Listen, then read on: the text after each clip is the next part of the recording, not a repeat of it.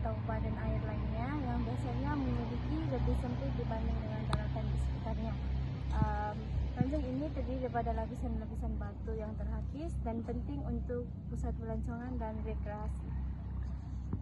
Di belakang saya merupakan gua atau dikenali sebagai gua laut. Gua laut merupakan rongga yang terbentuk di bahagian pantai akibat erosi yang disebabkan oleh gelombang laut. Proses ini terjadi ketika ombak terus-menerus menghentam batuan tebing, seterusnya mengikis bagian-bagian yang mudah terkikis. Seiring waktu, rongga kecil ini terbentuk akhirnya menjadi gua. Di belakang saya ini ada teluk. Teluk terbentuk di kawasan pinggir laut yang mempunyai susunan batuan keras dan batuan lembut yang berselang-seling. Lapisan batuan lembut yang dihakis ombak akan menjadi teluk. Kawasan teluk sesuai didirikan perkampungan nelayan dan tempat perikanan. Seterusnya, proses pembentukan tebing tinggi melibatkan beberapa faktor geologi dan proses pemodelan oleh tenaga alam seperti ombak, angin, dan proses pelapukan. Berikut adalah proses-proses tersebut, yaitu erosi pantai oleh ombak. Ombak yang berterusan melanggar pesisir pantai akan menyebabkan proses erosi, di mana batuan di sepanjang pesisir pantai akan terhakis. Tenaga ombak menyebabkan batuan pecah dan terbawa oleh arus, terutama pada kawasan yang lebih lembut atau rapuh. Seterusnya, pembentukan klif atau tebing. Sebagian besar pantai yang terdedah kepada hakisan ombak akan membentuk tebing tinggi. Ketika ombak terus mengikis bagian bawah tebing, ia akan menyebabkan bagian atasnya runtuh secara perlahan dan membentuk tebing yang tinggi dan curam. Hari ini saya akan menerangkan tentang proses kejadian pantai, yaitu melalui pengendapan atau sedimentasi. Apabila ombak mereda atau arus laut, atau apabila suatu dengan tenaga, bahan-bahan sedimen seperti pasir yang dibawa oleh air akan terendam di sepanjang pesisir. Proses pengendapan ini menyebabkan bahan-bahan arus terkumpul dan membentuk lapisan pasir yang luas yang menjadikan pantai ini berbasah. Pembentukan pantai berbasah adalah daripada proses erosi, pengendapan dan tindakan tenaga alam, terutamanya ombak dan arus laut. Saya. Seterusnya adalah pembentukan pulau. Pulau ini adalah proses kompleks yang melibatkan interaksi berbagai faktor geologis dan lingkungan. Proses ini juga disebabkan oleh pengaruh perubahan iklim dan aktivitas manusia yang mempercepatkan dan memperlambatkan pembentukan pulau tersebut.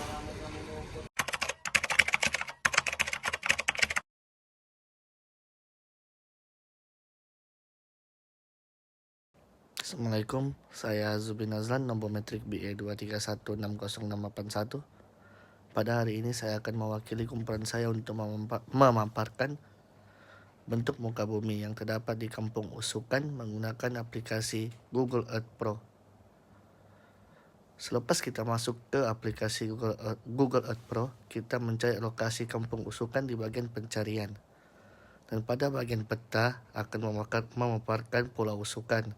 Selepas kita menemui dan melabel, kita zoom out agar dapat melihat peta dengan lebih luas, dan seterusnya kita menentukan sepadan kajian lapangan dengan klik ikon di atas add polygon dan menggunakan 4 titik untuk menunjukkan sepadan kajian agar tidak terkeluar daripada lokasi kajian.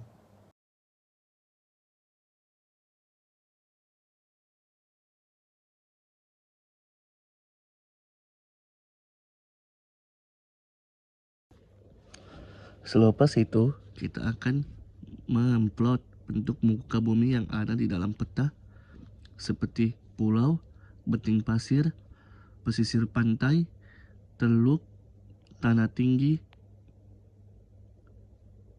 dan lain-lain. Saya akan tunjukkan cara memplot dan di mana bentuk muka bumi itu terdapat di dalam lokasi kajian.